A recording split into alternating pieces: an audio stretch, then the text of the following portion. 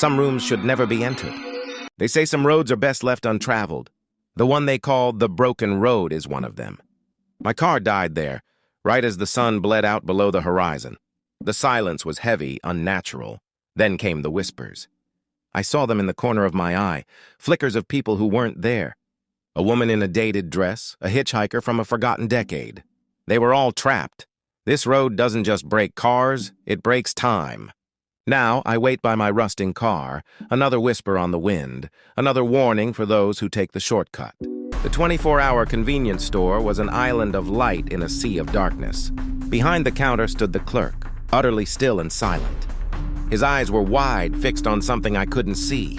I grabbed a coffee, my hand trembling as I placed it on the counter. He didn't move. A flicker of the lights, and suddenly his head slowly turned towards me, a thin, lipless smile stretching across his pale face. That's when I saw the dusty newspaper clipping by the register. Clerk murdered in robbery, body never found. The time is 3 a.m. Alex is jolted awake by his ringing phone. He answers, but the only sound is static, followed by a chilling whisper, "The first ring for the first soul." The line goes dead. Suddenly, a shadowy girl is reflected in his phone's dark screen. A text message appears on the screen, its light cutting through the darkness. 2 more to go. Alex stares in horror, trapped in a terrifying silence. His own reflection stares back, but behind him, in the dark glass, the girl's shadow lingers, a silent, menacing promise. I found the list on the floor of my new apartment tucked under the leg of an old desk. A single sheet of yellowed paper with 4 rules handwritten in a shaky script. 1. Always lock the door after 10 p.m. 2. Never look through the peephole if you hear scratching. 3. If the TV turns on by itself, leave the room for an hour. And 4. The one that seemed the strangest. If the old rotary phone on the desk rings, do not answer. I laughed it off as a prank.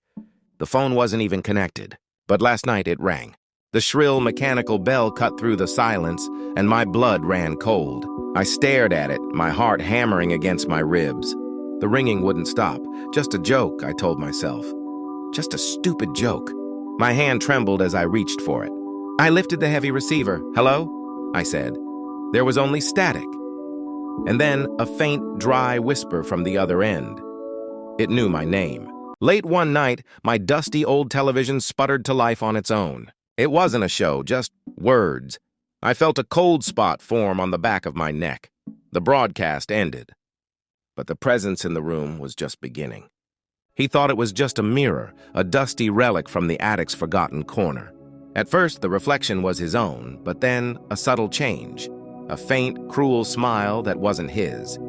The smile widened, monstrous and predatory, as a hand, cold and spectral, began to push through the glass. He was paralyzed by fear, staring into his own distorted face, now a prisoner looking out from the other side. It was late, and the house was silent, or so I thought. Then I heard it, a noise from downstairs. A single heavy footstep echoed from the dark staircase. Thump, thump, thump! They were getting closer, stopping right outside my door. The doorknob turned. The old house was always full of strange noises, but this was new.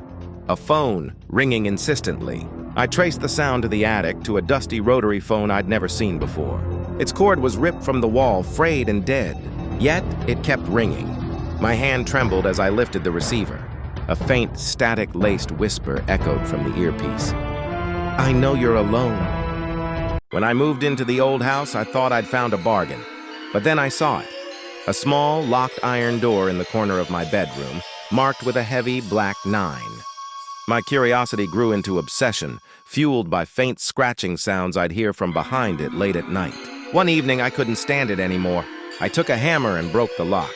Bracing myself, I pulled the door open, revealing nothing but a solid brick wall. A wave of relief washed over me. I turned back, only to find my bedroom door was gone, replaced by the same iron door. I was trapped. Leo jolted awake, his heart hammering against his ribs.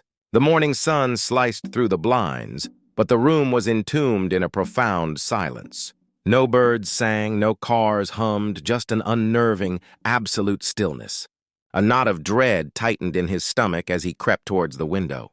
He pulled back the curtain and saw a world locked in place, people and cars frozen mid-motion. Then, The horror washed over him as he realized they were all staring directly at his window, their faces twisted in silent, unending screams. The motel room is still, bathed in the pale light of a new day. Dust motes dance in the sunbeams slanting through the blinds, painting long shadows across the unmade bed. Suddenly, the silence is shattered by the shrill, insistent ring of the landline phone on the bedside table. The ringing continues, unanswered, echoing in the empty space. The call never ends.